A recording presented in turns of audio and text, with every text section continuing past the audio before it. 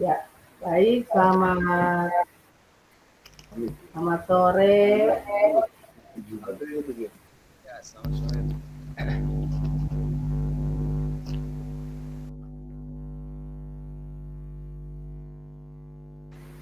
Selamat sore, Bapak Ibu, Pak Daniel, Pak Nas, Ibu Yos. Ya, Bu, Ya, selamat sore sore. juga. Ya, kita akan mulai wawancara kita, pendampingan kita, sekaligus juga kita rapat untuk visi dan perubahan prakarsa untuk visi sekolah dari Pak Nasruddin. Oleh sebab itu, kita akan mulai saja uh, sore hari ini. Uh, apa kabar Bapak Ibu sekalian? Sehat?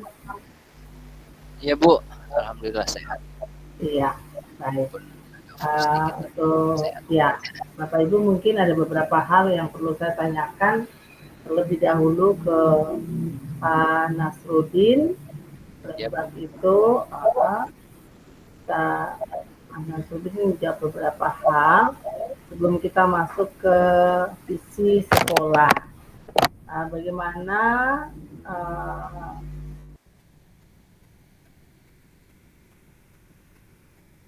pembelajaran daring yang berlangsung dari modul 11 sampai 13, hal apa saja yang diperoleh oleh Pak Nah, silakan Pak.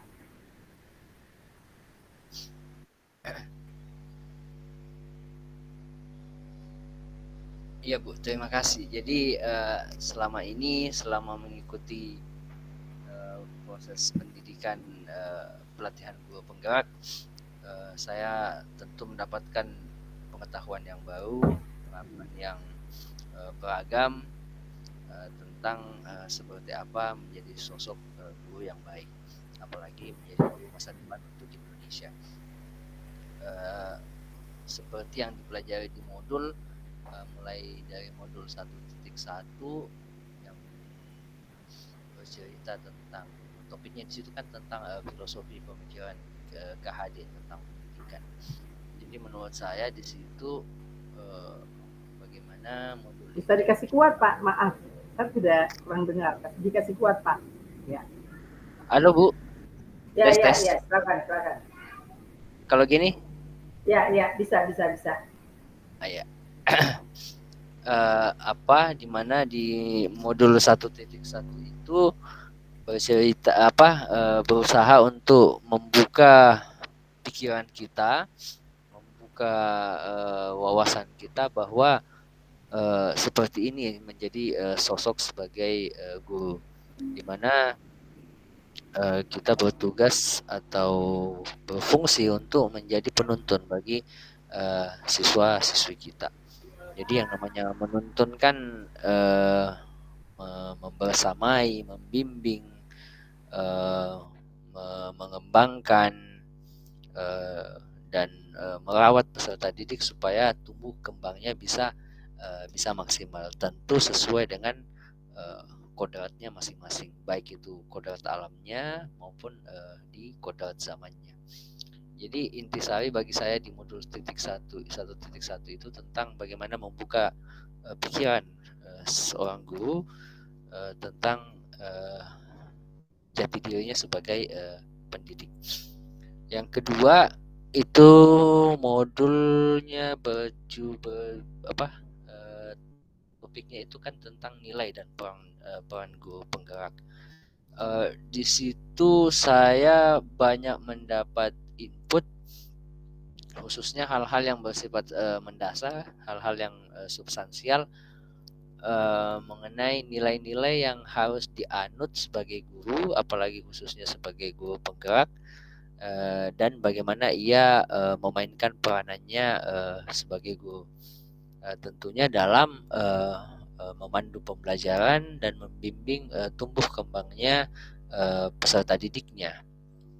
Di modul 1.3 menurut saya agak lebih teknis, karena di situ seorang guru sudah diminta untuk menyusun apa visinya terhadap peserta didiknya. Jadi ketika melihat peserta didiknya, dia sudah mesti memiliki bayangan seperti apa sih sosok peserta didik yang dia inginkan ke depannya. Oleh karena itu dia mesti uh, curahkan itu dalam sebuah visi yang tentunya tidak hampa makna. Visi yang bisa menggerakkan hatinya baik dirinya sendiri maupun orang lain ketika membacanya. Di situ kita belajar tentang inquiry apresiatif mengenai menggunakan manajemen perubahan yang disebut dengan Bagja. Sementara di modul selanjutnya yaitu 1.4 secara umum saya bisa katakan itu membangun budaya positif ya di sekolah atau di dalam kelas, bagaimana membentuk keyakinan kelas bersama siswa, kesepakatan kelas yang menjadi kesepakatan kelas yang dimana siswa bisa menentukan dan melihat apa sih nilai-nilai keyakinan yang ada dalam kesepakatan kelas yang telah disepakati bersama. Di situ juga saya belajar tentang daya kontrol sebagai guru dalam menghadapi siswa di dalam kelas. Ternyata guru itu bisa berfungsi sebagai teman, bisa berfungsi sebagai manajer, bisa sebagai pemandu dan lain-lain. Mungkin seperti itu Bu pengalaman yang saya bisa sampaikan selama saya mengikuti pembelajaran di LMS ini. Terima kasih Bu. Baik Pak. Saya lihat juga perkembangan Bapak untuk memahami materi, di mana terbukti dari tugas-tugas yang dikumpulkan cukup menarik dan berbobot. Itu luar biasa kemajuan-kemajuan yang dicapai, dan harapkan untuk terus bersemangat mengikuti pembelajaran di modul-modul selanjutnya ya Pak ya. Kemudian siap. Ya, kemudian mohon izin, ini ada Pak Daniel dan Bu Yos. Ini visinya sudah disiapkan ya Pak ya? Iya Bu, visi ya, saya sebagai guru sudah ada yang saya turunkan dari visi sekolah yang bercermin pada pelajaran Pancasila itu Bu. Ya, baik. Ya, visinya sudah ada. Ini ada beberapa hal lagi yang ingin saya tanyakan. Gimana dukungan kepala sekolah, wakil atau rekan sejawat selama kurang lebih sebulan Bapak menjadi calon guru penggerak? Silakan Pak. Yang pertama, kalau dukungan rekan sejawat tentu sangat mendukung. Saya sangat bisa memaknai bahwa teman-teman guru di sekolah itu betul-betul mengharapkan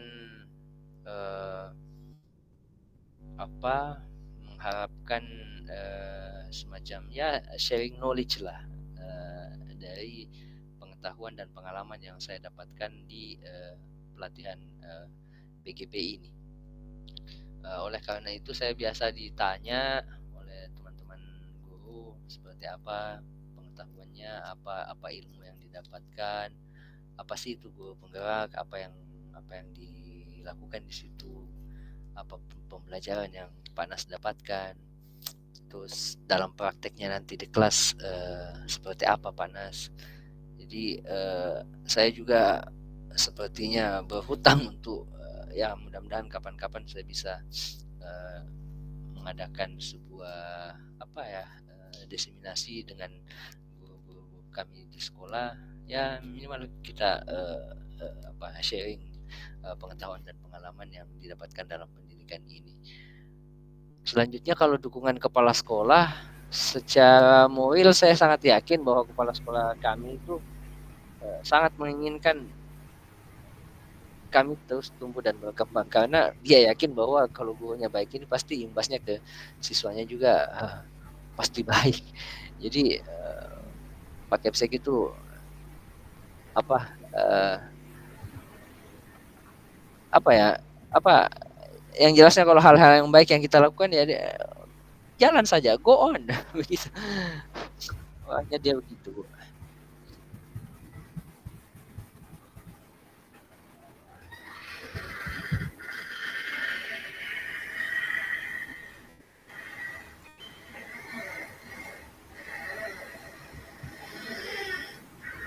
Halo Bu.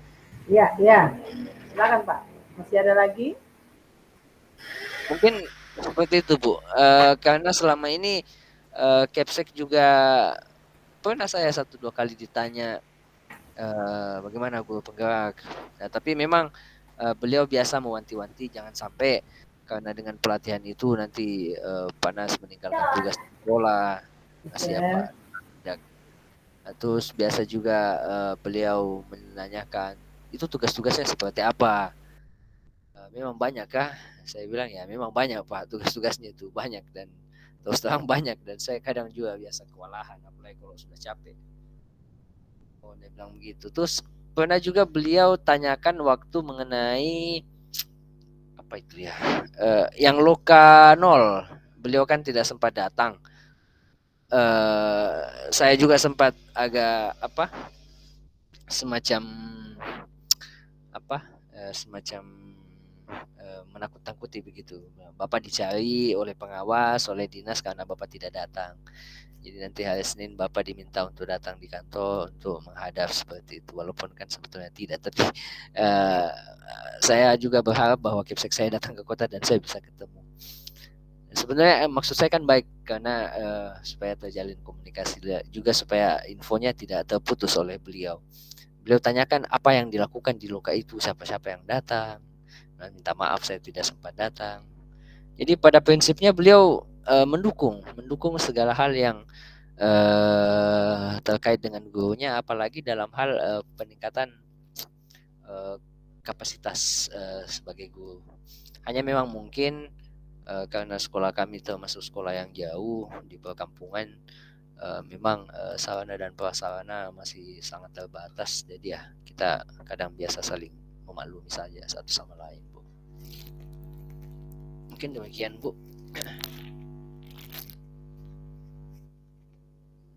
Baik Pak.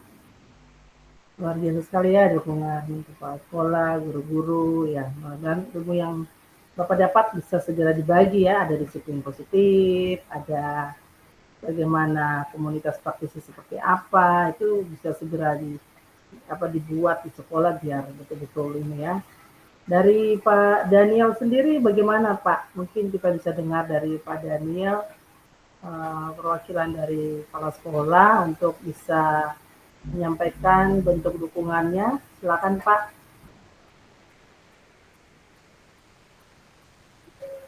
Baik Bu, menurut saya pada dasarnya saya sangat mendukung apa yang Pak Ras jalani sekarang ini sebagai untuk mengikuti program guru penggerak. Karena sebagaimanapun juga tentunya sekolah mengharapkan ada kemajuan dari setiap guru-gurunya sehingga nantinya bisa diimplementasikan juga di sekolah sehingga dalam hal ini ada satu perubahan yang sangat yang penting demi untuk terciptanya siswa yang berkarakter, yang berwawasan, dan yang tidak luput dari dengan memperhatikan kearifan lokal juga. Sehingga kami sangat mengharapkan itu, Bu. Ditambah juga bahwa sekolah kami itu seperti yang Pak Anas katakan tadi bahwa memang kami jauh. Iya, dengan hadirnya beberapa guru sebagai guru penggerak, sebagai guru yang sudah bersertifikasi, itu bisa membuat suasana belajar di sekolah itu dapat ya hiduplah begitu. Sehingga tidak lagi seperti tahun-tahun sebelumnya, di mana ketika saya masih baru ditempatkan di atas, ada banyak kekurangan, bukan hanya sarana prasarana, tetapi memang ya kami juga dari guru dan guru-gurunya yang belum begitu mendalami bagaimana menerapkan metode-metode baru di dalam, eee, melakukan pembelajaran di sekolah. Jadi dengan hadirnya seorang guru penggerak atau bahkan ini sudah ada juga teman kami juga yang mungkin sudah selesai juga melakukan program ini, maka akan membuat sekolah kami semakin hidup di dalam, melakukan KBM di sekolah. Saya kira itu saja, Ibu. Iya Pak, ya harapan kami ya Bapak Ibu bukan saja Pak Daniel tapi seluruh guru, kepala sekolah bisa mendukung ya. Karena hal baik yang dibawa Panas ini luar biasa sekali kalau benar-benar dipraktekkan di lingkungan sekolah dan itu akan berdampak baik bagi sekolah, terutama bagi siswa dan para guru. Ya Pak ya. Oke, kita lanjut lagi. Terima kasih Pak Daniel. Kita lanjutkan lagi. Sama-sama, Bu. Ya, untuk tantangannya Pak Nas, bagaimana tantangannya selama mengikuti pendidikan guru penggerak?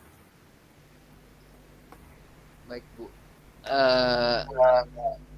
tantangan saya Bu, tantangan saya menjalani kegiatan ini gitu ya.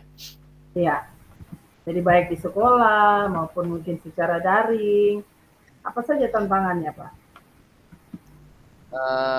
Saya mulai dari diri saya sendiri dulu Bu. Kalau tantangan saya selama ini ya mungkin karena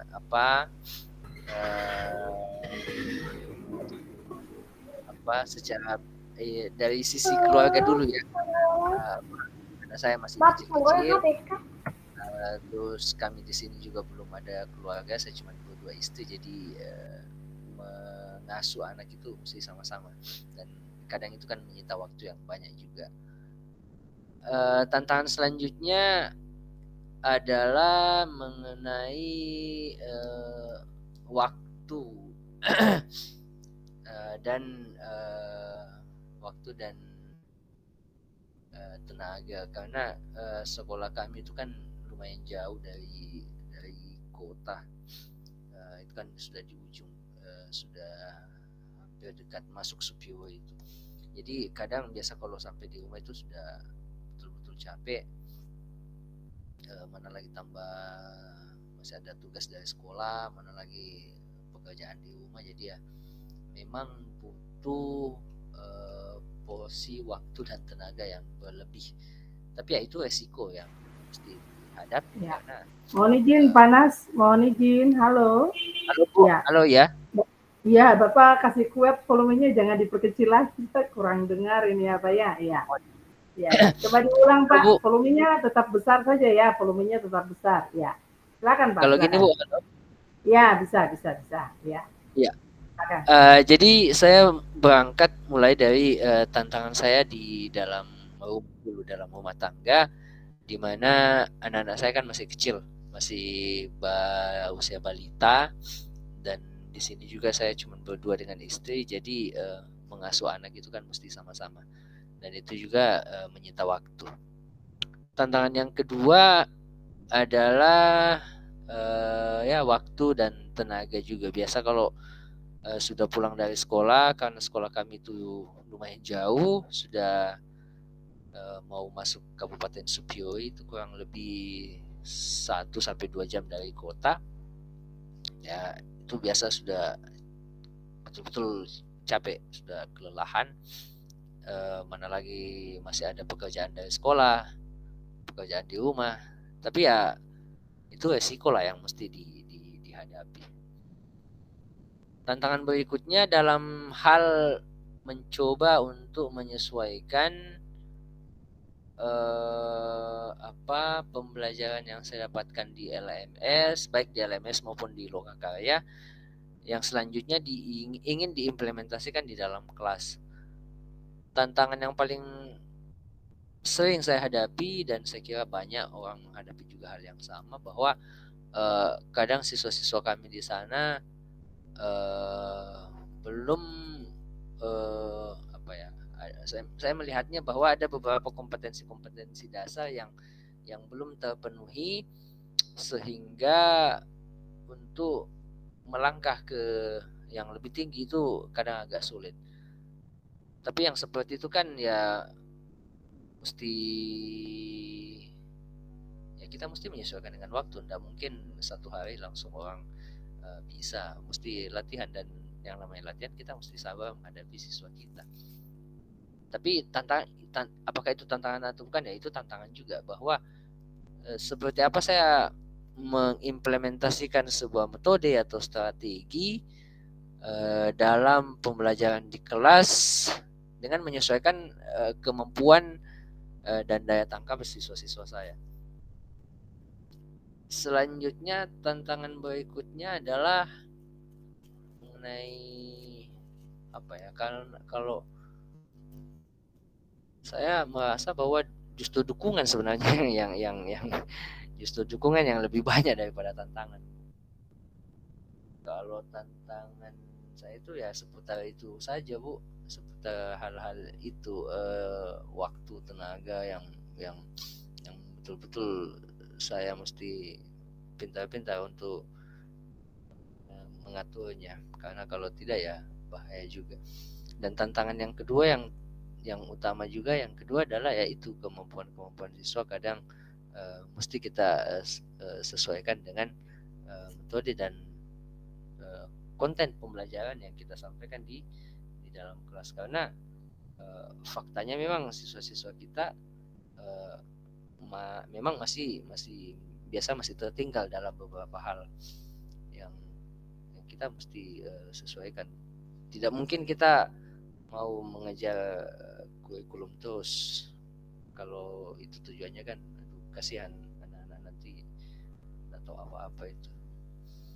Tantangan terbesar saya itu seputar itu, Bu. Kalau tantangan yang lain saya kira mungkin masih tergolong ya bukan tantangan lah mungkin itu, Bu, yang paling berpengaruh bagi saya selama mengikuti pelatihan ini. Ya, baik. Selanjutnya ya Pak Yang. Selanjutnya, apa rencana Bapak ke depan agar kegiatan yang Bapak ikuti dalam pendidikan guru penggerak ini bisa lebih maksimal? Strateginya seperti apa kira-kira, Pak? Ini kan masih, ini kan kita masih belajar kurang lebih ada, kalau sudah 4 modul berarti masih kurang lebih 6 modul ya. 6 submodul maksud saya. Karena kan ada 3 modul besar, modul 1, modul 2, modul 3. Tapi kurang lebih masih ada 6. Nah, ke depan ini nanti kan kita sudah bisa masuk di modul 2 ya. Modul 2 itu kalau tidak salah ada 3, modul 3 juga ada 3. Tapi kurang lebih 6. Nah, 6 ini Bapak strateginya atau rencana ke depannya bagaimana supaya bisa lebih maksimal? Silakan, Pak. Kemarin saya coba diskusi sama istri, karena terus terang, Bu, yang menjadi pendukung utama saya mengikuti kegiatan ini kan mulai dari proses mendaftar itu istri. Dia sebenarnya yang sangat mendorong saya, daftar, ayo. Jadi kemarin saya coba berdiskusi lebih jauh seperti apa ini ya, guru penggerak saya sudah agak kewalahan kayaknya, apalagi kemarin waktu anak kami masuk rumah sakit itu betul-betul kewalahan. Jadi dia bilang tetap fokus saja, jalani, selesaikan ya, jangan mundur di tengah jalan, karena dia bilang sama saya bahwa orang Bugis Makassar itu punya prinsip, sekali layar terkembang pantang biduk surut ke pantai, itu jangan bikin malu, kita bilang kan. Iya, betul juga, iya, bagaimanapun tantangannya ya hadapi, ya syukur masih ada banyak kebijaksanaan yang kemarin didapatkan kan, Ibu Ivon telepon terus kiri kanan. Oh iya jadi hadapi lah. Kalau strategi konkretnya Bu, saya kira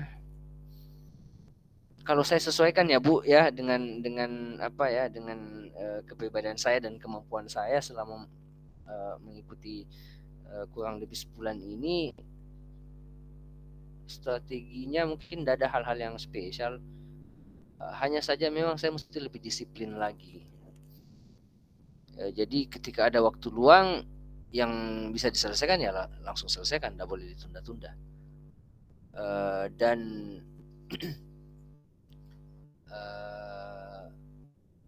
mencoba untuk memposisikan kegiatan ini di poin pertama, nanti poin kedua bawa agenda yang lain. Saya kira itu Bu strateginya. Jadi saya mesti lebih disiplin dan memang mesti memprioritaskan kegiatan ini di poin pertama, karena terus terang Bu, kadang biasa kalau saya sadar bahwa ini waktu luang sebenarnya, ini saya mesti selesaikan ini, tapi kadang saya tunda, nantilah masih bisa nanti ini bisa lah sebentar itu, tapi ya kalau sudah begitu kan nanti sudah bertumpuk ya, dia malas, dia semakin berat. Jadi yang pertama saya mesti lebih disiplin, dan yang kedua memang saya sadari bahwa saya harus memprioritaskannya pada posisi yang pertama untuk kegiatan ini. Kalau dengan aktivitas sekolah sebenarnya sejauh ini tidak ada masalah, hanya saja itu kalau sudah pulang sekolah sudah capek betul. Saya kira itu Bu. Ya, baik Bapak, luar biasa sekali ya dukungan Ibu. Ya, kita mungkin kasih aplaus dulu ya. Luar biasa sekali, memang keluarga itu nomor satu, harus berikan dukungan ya. Baik, kita lanjut ya Pak ya. Untuk tadi saya sudah tanyakan ke Bapak untuk apa saja yang sudah dipelajari dari modul 1, 1, 1, 2, 1, 3, gimana implementasinya. Sekarang apa yang atau respon apa yang anak-anak rasakan ketika Bapak mempraktekkan modul 1, 1, 1, 2, 1, 3 dalam kelas? Silakan Pak. Iya Bu, jadi sejauh ini yang saya bisa tangkap pada siswa-siswa, karena kan juga belum lama ini kan, baru sebulan, dan pertemuan di kelas juga kan terbatas, jadi secara signifikan mungkin belum terlalu kelihatan, tapi paling tidak saya bisa melihat pada umumnya siswa saya itu siswa kita lah di sini, apalagi anak-anak kita yang sekolah di kampung itu, kalau ada hal-hal yang baru yang kita bawa masuk ke dalam kelas, mereka akan lebih semangat. Satu, dan yang kedua, kalau mereka bisa lebih banyak bergerak dalam pembelajaran, mereka juga sangat semangat. Dan yang ketiga, kalau kita bisa membuat pembelajaran lebih interaktif, mereka juga sangat senang. Walaupun mereka tidak pernah mengungkapkan atau bahkan sulit untuk mengungkapkan, menyusun narasi bahwa mereka suka atau mereka senang secara detail, tapi bisa kita lihat dari semangat mereka dalam proses belajar dan mengajar. Sebelum mengikuti kegiatan ini pun, kadang saya kalau mengajar kan saya biasa sisipkan ada game, terus nanti kita belajar kelompok. Di situ saja mereka sudah kelihatan sangat senang. Mereka mendambakan kita untuk bisa masuk lagi. Kita bukan mau membanding-bandingkan dengan guru yang lain, tidak. Tapi faktanya seperti itu. Kita dicari, kita disebut-sebut, Pak guru ini boleh, dan itu kan salah satu barometer bahwa mereka senang dengan kita, walaupun mungkin tidak suka dengan mata pelajarannya, tapi ya mereka senang belajar dengan kita. Apalagi selama mengikuti kegiatan ini. Yang paling berkesan bagi saya itu kan yang di modul 1.1 itu Bu, yang kata menuntun itu, bahwa oh ya ternyata guru kita itu hanya menuntun sebenarnya, kita tidak boleh memaksa. Karena terus terang Bu, saya tipikal yang kadang memaksa orang. Dan itu sangat saya sadari itu. Saya sangat sadari itu. Bukan hanya di dalam kelas, tapi di rumah pun juga biasa begitu. Jadi kadang saya biasa memaksakan pikiran dan kehendak saya kepada istri misalnya, atau kepada kakak misalnya, karena saya merasa saya benar begitu. Tapi kan tidak boleh begitu juga, walaupun kita merasa benar, kita tidak boleh memaksakan orang. Apalagi setelah belajar modul 1.1 itu, saya kadang baca berulang-ulang, oh iya ya, menuntun ya, hanya menuntun aja itu, tidak sebatas itu saja. Tidak boleh memaksakan, apalagi misalnya kita mau katakan bahwa kamu harus seperti saya, seperti ini instruksinya, tidak boleh yang lain. Kan ternyata tidak boleh, karena masing-masing siswa punya ciri khas dan latar belakangnya masing-masing. Terus selanjutnya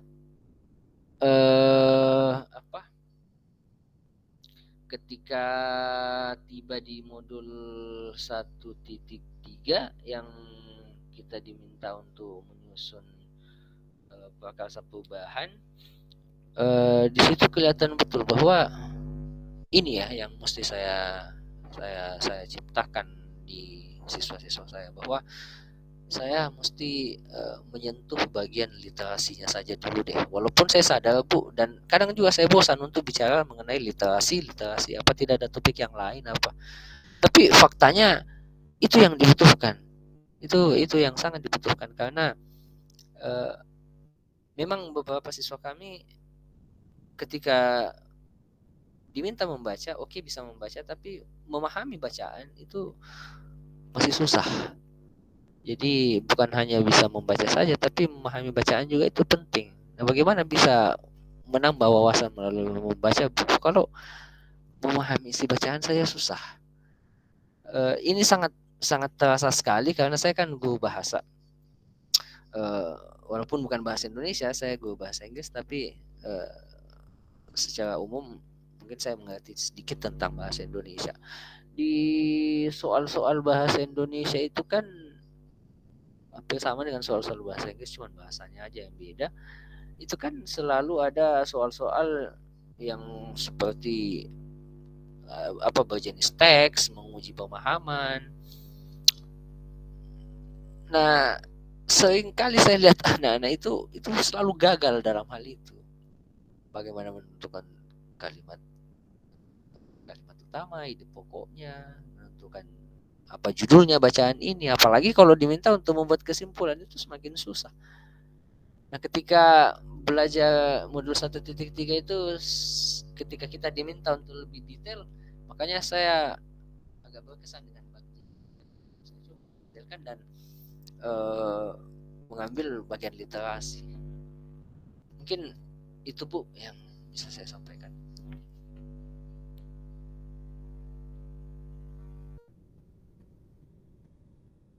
Ya, baik Pak.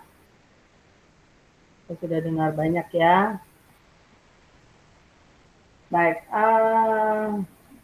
tadi Bapak sudah sampaikan respon siswa. Nah, sekarang perasaan Bapak sendiri, Pak Nas, ketika menerapkan modul 11, 12, 13 itu di kelas itu, apa perasaan Bapak? Yang paling terasa itu Bu, sedikit agak lebih nyantai. Jadi saya tidak terlalu tertekan bahwa saya mesti memaksakan ini masuk ke dalam kepala siswa dengan cara ini, mereka mesti meresponnya. Karena saya mulai menyadari bahwa tugas saya nuntun. Tapi saya mesti menuntunmu sampai di finish, bukan hanya di awal saja. Dan saya juga rasakan bahwa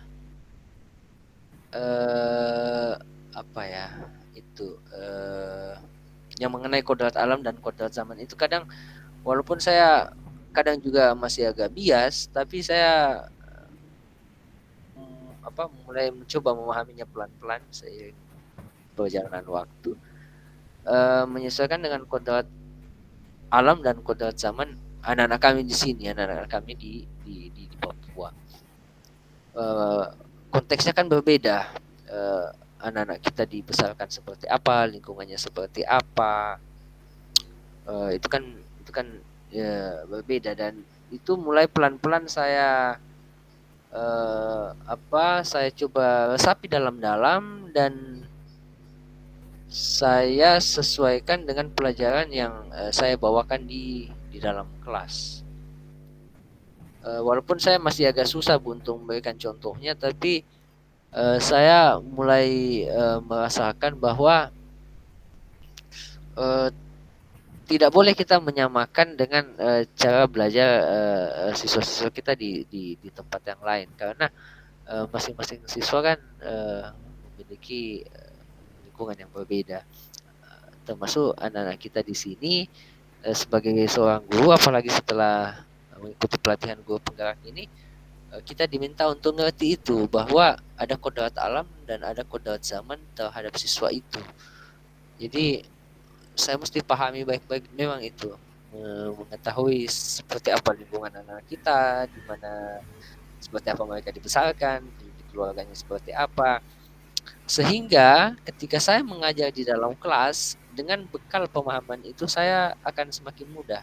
Apalagi ketika memberikan tugas, kan saya sudah bisa membayangkan bahwa pulang sekolah anak-anak ini apa aktivitasnya. Jadi tidak boleh juga terlalu banyak, dan belajar ya tidak boleh menggunakan kata-kata atau kalimat yang kompleks, kalimat yang tinggi, karena sangat susah untuk dipahami. Karena mungkin ada pengaruhnya juga dari budaya anak kita di sini bahwa bicara singkat-singkat yang inti-intinya saja. Mungkin seperti itu, Bu. Iya. Baik. Bentar ya. Kita lanjutkan dulu. Ini saya mau coba buka.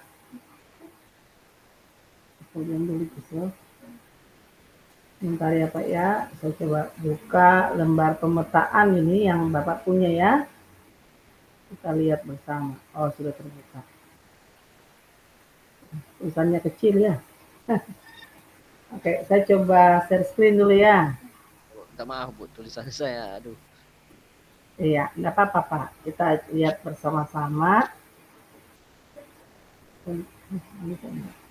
Bisa? Bentar ya. Oke. Bentar.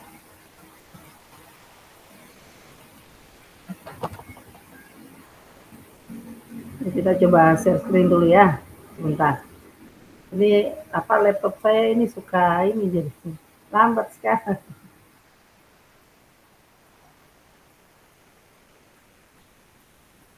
Masih loading ini.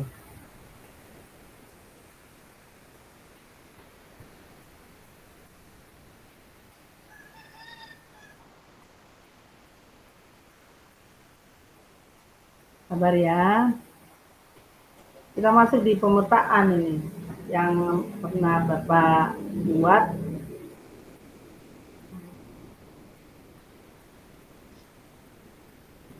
Ya agak lama terbuka ini.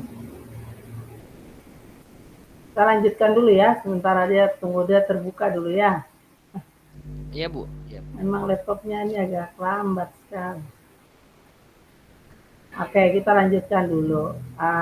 Jadi Bapak punya ini yang tentang peran ini,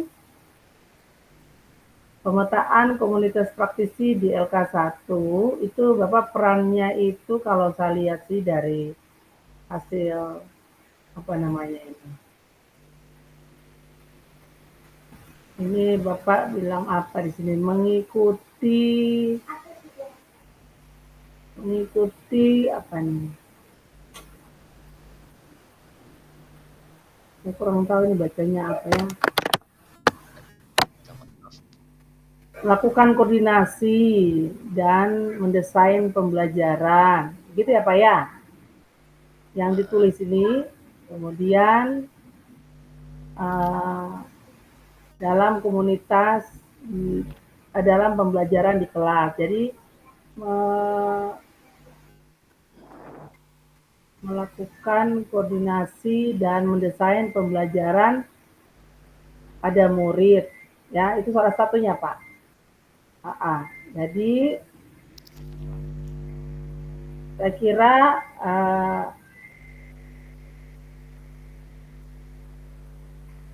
apa peran Bapak kira-kira dalam komunitas praktisi? Sudah ada yang dirintis, Pak? Untuk komunitas praktisi, Bu, yang menjadi agenda yang pernah saya sampaikan itu kan, yang pertama itu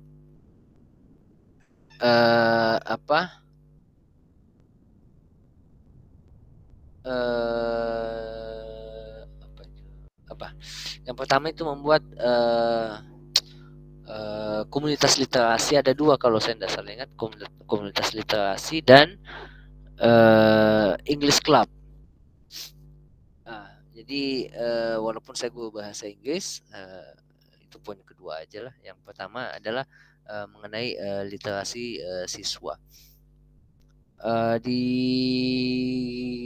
kelompok ini bayangan saya itu adalah nanti diisi pembelajaran-pembelajaran yang menguatkan tentang literasi membaca siswa, baik itu membaca secara fasih lancar maupun membaca dengan pemahaman. Bayangan saya seperti itu, Bu. Yang akan diisi di komunitas itu seperti itu. Jadi saya akan melatih siswa untuk membaca, baik membaca fasih lancar maupun membaca untuk meningkatkan pemahaman mereka, karena bagi saya itu memang menjadi soal besar bagi siswa-siswa saya di sekolah. Dan dalam merintisnya itu saya rencana akan memulainya dari bawah. Jadi misalnya berdiskusi dulu dengan guru, dengan siswa. Setelah itu saya bawa ke kepala sekolah. Pak, ini kebutuhan kita, ini masukan guru, ini masukan siswa. Siswa sadar juga bahwa mereka membutuhkan itu, tolong Pak direspon. Dan saya sangat yakin bahwa kepala sekolah kami itu tidak banyak soal lah untuk hal-hal yang seperti itu.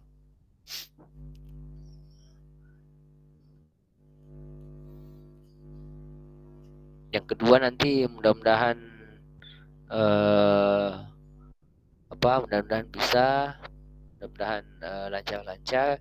Ya tentu saya juga mau kalau misalnya ada komunitas di sekolah untuk pengembangan kemampuan bahasa Inggris mereka, semacam ya ada English Club begitu. Tapi untuk sementara saya lihat ini memang masih butuhkan waktu untuk itu. Sebenarnya lebih banyak komunitas sih lebih bagus supaya anak-anak lebih banyak aktivitas, pengetahuan dan keterampilannya semakin bertambah. Hanya saja memang kita mesti menyesuaikan dengan sarana dan prasarana dan waktu dan tenaga pengajar juga untuk itu. Misalnya saya merasa bahwa anak-anak kita juga mesti dibekali dengan keterampilan mengenai aplikasi-aplikasi digital, atau misalnya keterampilan desain grafis misalnya. Saya tidak tahu banyak tentang hal itu, tapi ya mungkin dikit-dikit bisa. Tapi itu sekali lagi memang masih membutuhkan waktu yang panjang untuk itu, membutuhkan proses yang lumayan ini untuk bisa mewujudkan untuk hal itu, untuk yang itu.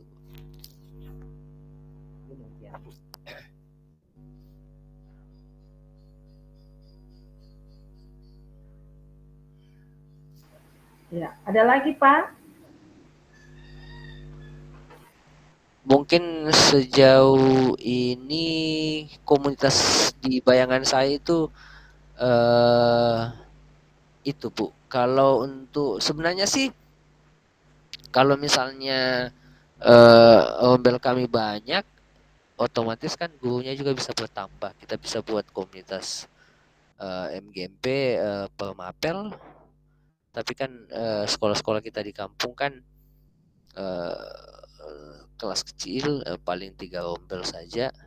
Jadi misalnya guru bahasa Inggrisnya ya satu, matematikanya satu, PS-nya satu. Jadi tapi ya tidak menutup kemungkinan juga kita bisa membentuk uh, komunitas MGP di sekolah lintas mapel saja kalau begitu. Tapi ya saya mesti cari tahu dulu lebih banyak tentang hal itu. Nanti saya bisa diskusi lebih jauh sama Pak Daniel mungkin.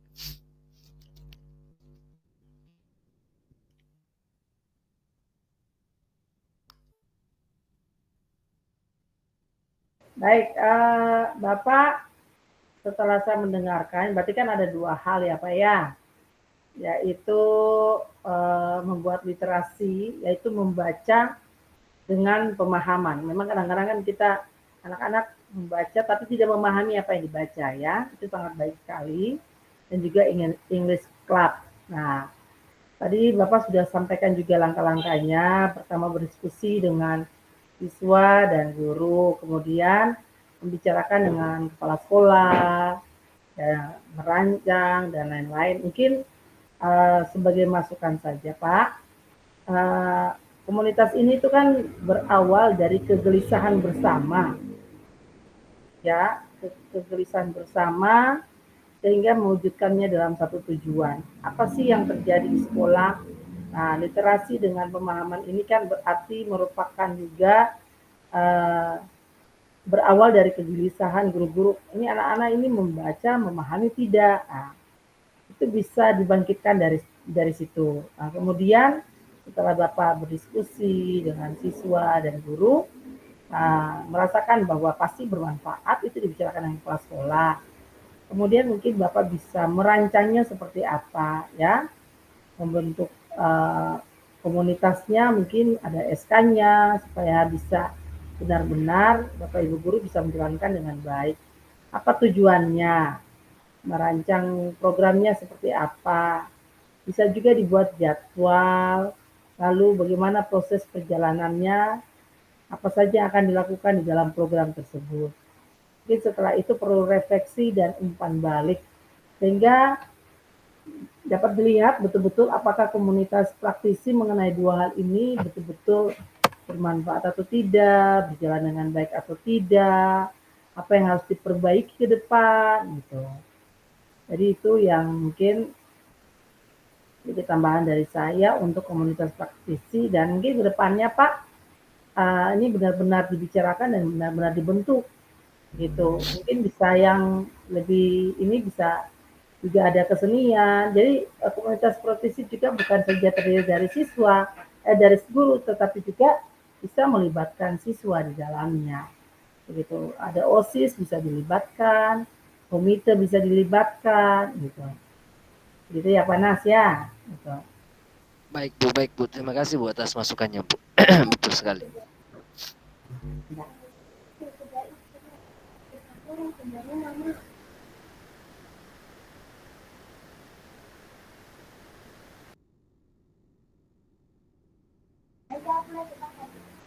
Baik, kita lanjutkan Pak.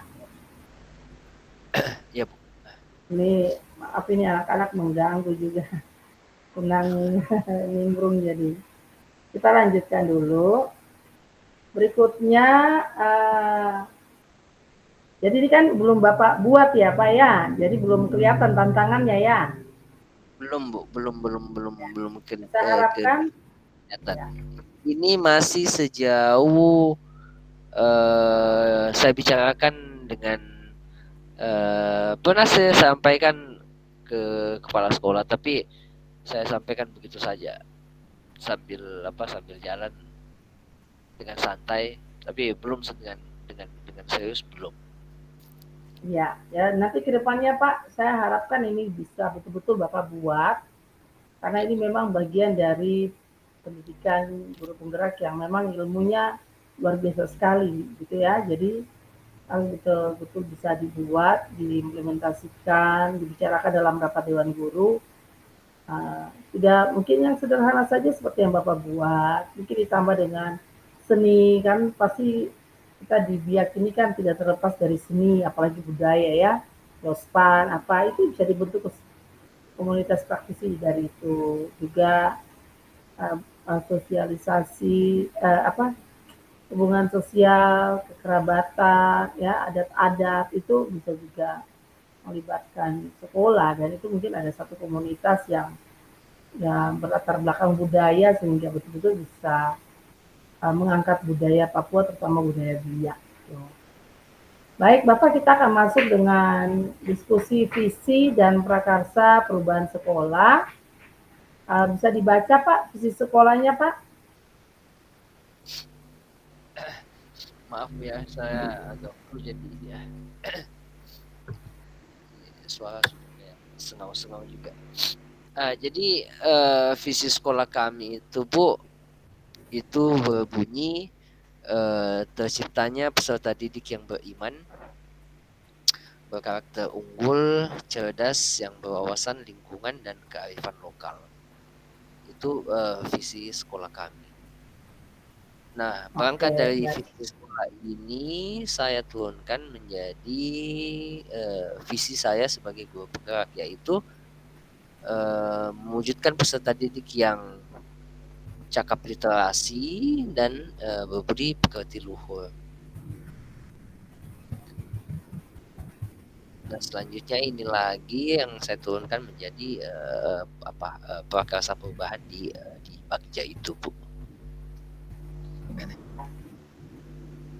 Baik, Pak Daniel, Yos, dan Pak Nas, ini kita sudah masuk di diskusi visi. Nah, dalam diskusi ini nanti akan dipandu oleh Pak Nas untuk memfasilitasi kita bagaimana sih visi sekolah, kita lihat apakah kita telah bersama, apakah sudah selaras dengan profil pelajar Pancasila, yaitu berakhlak mulia, berkebinekaan global, mandiri, bergotong royong, bernalar-kritis, dan kreatif. Nah, mungkin ada kalimat-kalimat rumpang yang akan kita rumuskan untuk melihat visi sekolah ini, ya. Jadi mungkin dalam diskusi kita sore ini kita akan dipandu oleh Pak Nas untuk pertama melihat kembali visi sekolah, apakah sesuai dengan profil pelajar Pancasila, kemudian sebelumnya kita rumuskan kalimat rumpangnya untuk mewujudkan melihat visi sekolah, lalu kita mengidentifikasi benarkah visi atau mimpi sekolah, mimpi Bapak Ibu guru bagi siswa itu sudah selaras dengan perilaku kita sebagai Bapak Ibu guru, benar-benar sudah selaras atau belum. Nah gitu, apakah sudah mencerminkan visi sekolah karakter kita sebagai guru atau belum gitu. Gitu ya. Jadi maksud saya kita punya mimpi untuk anak-anak kita. Ya, kita ingin anak-anak itu baik, tetapi apakah kita juga sudah baik? Nah, gitu. Itu nanti masuk di sesi mengidentifikasi perilaku. Lalu apa saja inisiasi perubahan, mungkin ada ide saran gitu ya.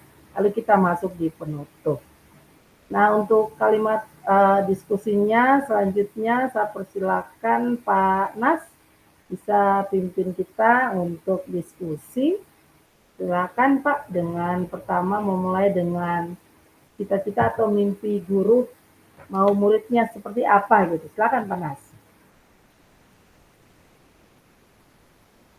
Baik.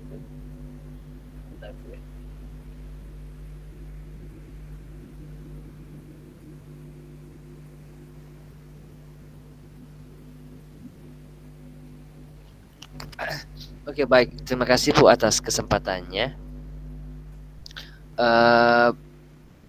Pak Dan, bisa disimak Pak Dan ya? Ya, silakan Pak. Oh iya Pak. Pak, dalam kesempatan ini coba kita berdiskusi kecil mengenai tadi ada beberapa panduan dari Bu Ivon. Kita berangkat dari apa ya? Dari pandangan Bapak dulu. Kalau pandangan Bapak sebagai guru di SMP 2 Biak Barat di sekolah kita, Pak, apalagi kan Bapak ini sebagai salah satu guru senior di atas atau bahkan bisa dibilang yang paling senior. Kalau apa pandangan Bapak seperti apa? Misalnya melihat siswa kita itu, bayangan Bapak, maunya Bapak itu siswa kita seperti apa nantinya? Silakan Pak. Baik, terima kasih.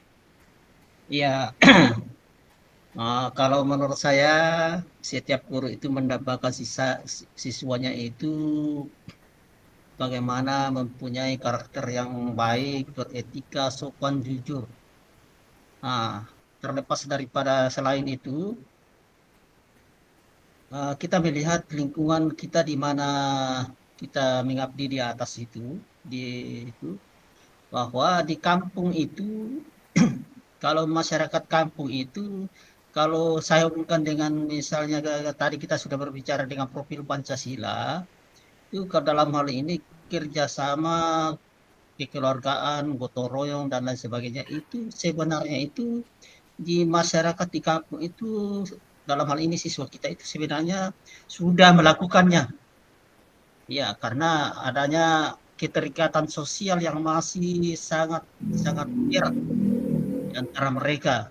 Hubungan sosial mereka itu masih masih kuat dibandingkan dengan kalau masyarakat di kota. Nah, jadi dalam hal ini kita tidak perlu lagi tidak misalnya tidak ragu lagi bagaimana masihkah dia melakukan sifat-sifat seperti itu. Nah, kalau itu kita jamin di dalam kalau masyarakat siswa kita yang dari kampung-kampung belum terpengaruh betul oleh arus yang pengaruh-pengaruh negatif yang seperti yang terjadi di kota-kota itu. Cuman bagaimana kita menyempurnakannya, melengkapi mereka bahwa yang sebenarnya mereka lakukan itulah yang diharapkan dan tinggal dikembangkan begitu dan harus mengerti bahwa nilai-nilai sosial itu perlu dikembangkan, ditanamkan supaya membuat mereka bisa berkembang di kemudian hari. Kalau yang kedua biasa maklum siswa kita di atas karena adanya masih keterikatan ini, jadi mereka itu kepentingan sosial itu masih tinggi di antara mereka. Cuma biasa kendalanya itu seperti yang Pak tadi katakan bahwa ketika kita memberi satu pelajar misalnya teks di dalam membaca dalamnya mereka sulit untuk membaca, mereka sulit untuk memahaminya. Mungkin baca tapi sulit untuk memahaminya. Tapi sebenarnya yang kita itu bahwa penerapannya mereka sudah lakukan ini karena profil Pancasila. Cuma kita bawa dalam satu, misalnya kita hubungkan dengan ilmu keilmuannya itu bahwa apa yang dimaksud itu, apa yang mungkin kita tinggal menghubungkan sesuai dengan kenyataan di lapangan.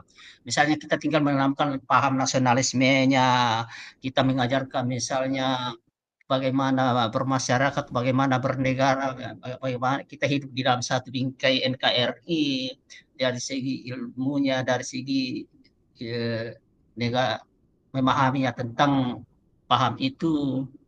Saya kira itu saja yang menjadi kita tinggal melengkapinya, menghubungkan apa yang kita teori yang kita ilmu yang kita harapkan kepada mereka, tetapi mereka sudah melakukannya itu. Saya kira itu saja apa yang kita perlu tanamkan kepada mereka. Demikian Pak Nas. Oh iya baik Pak. bisa saya tangkap maksud Bapak bahwa sebenarnya anak-anak kita ini kan sudah mempraktekkan, cuman mungkin dalam kesehariannya kan mereka sudah praktekkan, cuman mungkin tidak paham bahwa sebenarnya itu yang dibutuhkan untuk kita sesuaikan dalam pembelajaran di sekolah. Apalagi terkait dengan bagaimana pengembangan paham nasionalisme di tengah-tengah anak-anak kita di sekolah. Pak, terus yang poin kedua terkait dengan visi sekolah kita. Visi sekolah kita itu kan, sekolah itu kan menginginkan terciptanya peserta didik yang beriman, berkarakter unggul, cerdas, dengan berwawasan lingkungan dan kearifan lokal. Kenapa saya bisa menebak ini? Bisa memprediksi saya bahwa kenapa berwawasan lingkungan dan kearifan lokal? Karena masyarakat kita ini kan, masyarakat Papua itu kan sangat erat kaitannya, kehidupannya dengan lingkungan. Jadi mungkin ini yang menjadi latar belakang sehingga ini dijadikan visi sekolah. Kita ketahui bahwa masyarakat Papua itu kan sangat erat kehidupannya dengan alam lingkungan, dan kita juga memiliki nilai-nilai kearifan lokal yang sangat kaya, khususnya di Biak.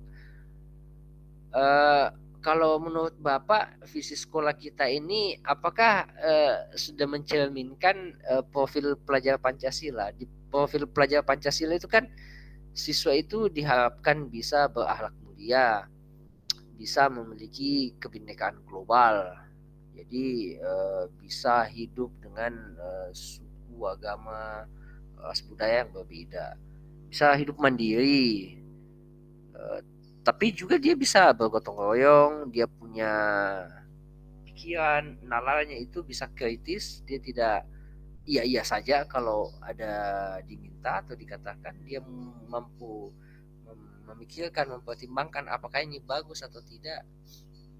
Dan yang terakhir, diharapkan juga bahwa mereka bisa kreatif. Nah, menurut Bapak, apakah visi sekolah kita ini sudah mencerminkan hal-hal itu, Pak? Oke, baik. Iya,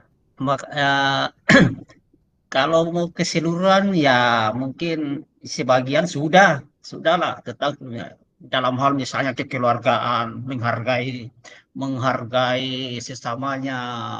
Kita bisa lihat di kampung apa, beretika, taat melakukan ibadah misalnya sudah. Cuma kalau misalnya dalam misalnya hal untuk berkreativitas itu ya tinggal dari kita saja yang akan mengajari mereka bagaimana dia sampai kreatif, berinovasi sampai dia bisa mandiri lah dalam segala apa yang mereka butuhkan ke depannya. Saya kira itu kalau jadi dalam hal kegotong royongan, kekeluargaan, menghargai dengan itu profil Pancasila dalam hal itu, saya kira mereka sudah lakukan, walaupun mereka juga, karena kita tahu masyarakat desa itu, masyarakat kampung itu memang masih memegang kekerabatan yang sangat-sangat tinggi, bahkan mereka di atas itu adalah kita lihat dari marganya saja, mereka masih saling mereka masih ada hubungan keluarga begitu, sehingga di dalam ini tingkat keakraban mereka masih betul-betul baguslah begini. Dan kita lihat juga pada saat mereka ini masih ada gotong royong, kekeluargaan dan lain sebagainya itu. Nah, tinggal kita mungkin bagaimana kita menjelaskan pada mereka bahwa apa yang kalian sudah lakukan itu dijaga dan dilestarikan, dan itulah yang namanya profil Pancasila. Yang cuman dari sisi kreativitasnya di dalam hal berkreasi, berinovasi, ini yang menjadi tugas kita ke depannya. Saya kira itu saja, Pak. Iya, kalau sudah itu ya berarti visi kita sudah tercapai. Kalau sudah, iya tinggal itu, ya. Oke. Lewat ilmu yang kita ajarkan nanti. Betul, Pak. Betul, Pak. Luar biasa. Terima kasih, Pak. Betul apa yang Bapak sampaikan. Pak, selanjutnya seperti yang Ibu Ivon tadi sampaikan, ini sekali lagi sesuai dengan pandangan Bapak. Apalagi saya selalu ulang-ulang itu, Pak, bahwa Bapak kan sebagai salah satu, bukan salah satu, yang paling senior lah di atas, karena kan Bapak yang paling duluan penugasan di sekolah kita itu. Sejauh ini pengamatan Bapak melihat kita sebagai guru di atas itu apakah sudah berperilaku, bersikap sesuai dengan visi sekolah kita ini? Atau mungkin masih ada yang kurang atau seperti apa? Atau mungkin ada yang ingin dikoreksi atau ada yang ingin Bapak tambahkan untuk guru laksanakan? Boleh Pak, coba Bapak sampaikan. Oh iya. Baik, terima kasih juga. Ya tidak apa-apa. Saya sudah pernah katakan bahwa kalau saya membandingkan ketika awal-awal saya baru melaksanakan tugas di atas di sekolah kita, dibanding dengan sekarang ketika guru-guru kalian datang itu sudah banyak sekali perubahan. Iya, sudah banyak perubahan karena hadirnya guru-guru yang dari latar belakang berbeda, suku yang berbeda, itu akan lebih sudah menambah wawasan anak-anak akan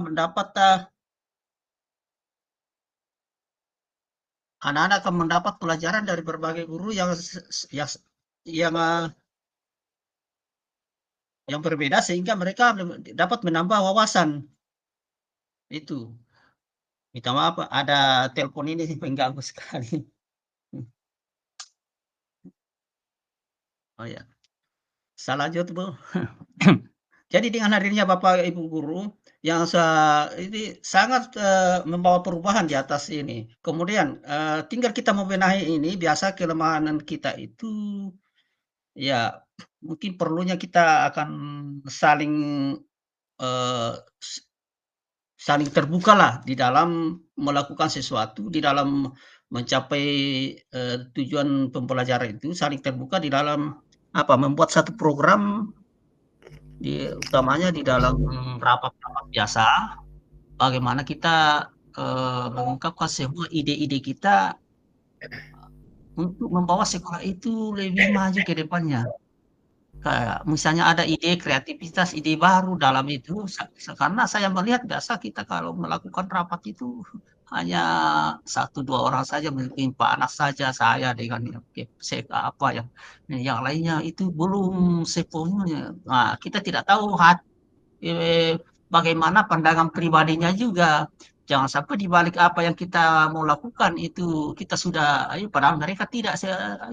Jadi akhirnya jadi beban bagi mereka karena ya itulah tidak terbuka dengan itu.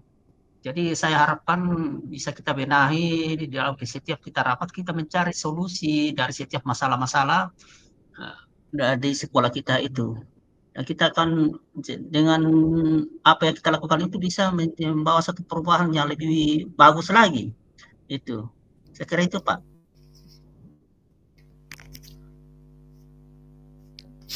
Ya Pak, terima kasih atas masukan Bapak. Betul itu Pak, bahwa kita membutuhkan keterbukaan di antara sama guru dan baik guru dan pimpinan, yaitu kepala sekolah. Dan saya kira juga kita mesti terus berkolaborasi antara misalnya kan begini Pak, saya ini kan guru pemula lah, Bapak kan guru senior. Orang biasa katakan oke, kamu guru muda punya pengetahuan, punya keterampilan digital, tapi belum tentu pengalaman. Yang punya pengalaman itu yang sudah duluan sepak terjangnya. Ya, jadi saya kira itu mesti terus kita kolaborasikan antara pengetahuan dan pengalaman. Saya kira hal-hal terkait yang kita diskusikan seperti itu. Bagaimana Ibu Ivon? Iya, luar biasa sekali ya Pak Ibu. Memang apa yang dibicarakan ini sudah sangat baik, sesuai dengan yang harus kita diskusikan, yaitu tentang visi dan perubahan visi sekolah. Dan memang apa yang disampaikan Pak Daniel dan juga Pak Anas ini memang saya sudah lihat juga tentang visi sekolah bahwa memang sebenarnya sudah relevan ya mengenai identifikasi perilaku dari Bapak Ibu guru itu sebagai PR besar ya. PR besar bagi Bapak Ibu guru di sekolah untuk bisa melakukan perubahan jika memang belum ada perubahan yang lebih berarti harus ada perubahan supaya kita betul-betul bisa karakter kita sebagai guru itu bisa mencerminkan visi sekolah. Kalau kita mau anak-anak A, berarti kita juga harus lakukan A. Kita mau anak-anak seperti B, berarti kita juga harus lebih dulu menjadi role model yang baik lakukan B, sehingga anak-anak bisa mencontoh. Ya, saya kasih contoh ringan saja, misalnya tepat waktu atau selalu masuk dalam kelas. Nah itu, kita menginginkan anak-anak untuk bisa ada di dalam kelas, tetapi kita juga mungkin tidak selalu ada di dalam kelas. Nah itu sesuatu yang bertolak belakang. Gitu. Hal-hal sederhana ini memang betul-betul harus kita lakukan sebagai guru, ya, sehingga kita bisa menjadi contoh yang baik buat anak-anak. Sehingga mimpi kita itu akan benar-benar terwujud. Jadi visi sekolah itu dia tidak saja hanya terpampang, ya, tetapi betul-betul kita lakukan dalam sekolah itu. Nah, disitulah betul-betul makna pendidikan itu akan kita rasa. Bagaimana apa yang harus kita lakukan sebagai pendidik? Benarkah selama ini kita sudah melakukan yang baik? Benarkah kita sudah menjadi contoh yang baik gitu? Ataukah kita hanya menuntut saja dari anak-anak tanpa menjadi model yang baik? Nah, ini PR besar ya Bapak Ibu untuk sekolah, untuk SMP Negeri 2 Biak Barat, dan saya melihat keseluruhan diskusi ini sudah berjalan dengan baik sekali, dan memang tadi yang disampaikan Pak Daniel memang harus ada perubahan. Betul sekali, memang harus ada perubahan, karena perubahan itu tidak datang dari luar, harus ada dari dalam diri. Ya, harus ada dari diri kita sendiri. Kita tidak bisa mengharap orang lain merubah kita, tetapi kita sendiri yang harus bisa merubah kita menjadi lebih baik begitu. Demikian mungkin begitu Pak Nas, Pak Daniel, Bu Yos, ya, Bapak Ibu semua, terima kasih. Saya rasa mungkin sudah cukup diskusi hari ini dan sangat baik sekali diskusi hari ini. Kiranya nanti ke depan saya harapkan Bapak Ibu guru bisa mendukung Pak Nas dalam komunitas praktisi, ya. Siap, Bu. Ya, komunitas praktisi ini bisa berjalan dengan baik. Mungkin demikian Bapak Ibu, ya, diskusi kita hari ini, ya, sudah berjalan kurang lebih hampir 2 jam ya. Iya. Ya. Mungkin kita bisa foto bersama, Bu Yos, bisa tolong foto. Kita ambil gambar dulu ya sebagai laporan, ya. Nanti ke depannya mungkin Panas saya mau lihat komunitas praktisinya sudah jalan, ada SK-nya, ya, programnya seperti apa, jadwalnya bisa dibuat nanti. Kalau ini bisa dipaparkan kalau memang kita harus secara daring, berarti kita daring, nggak tidak nanti saya ke sekolah gitu Pak. Siap, Bu, siap. Iya, mungkin kita sudah bisa foto bersama. Nasruddin atau Bu Yos tolong dibantu. Saya sudah mix sekali, Bu. Boleh lagi. Iya. Kita literasi dulu ya.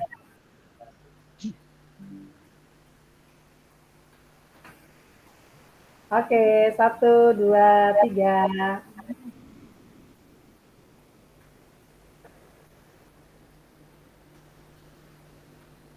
Ya, baik, mungkin itu saja Bapak Ibu, terima kasih. Terima kasih, Bu.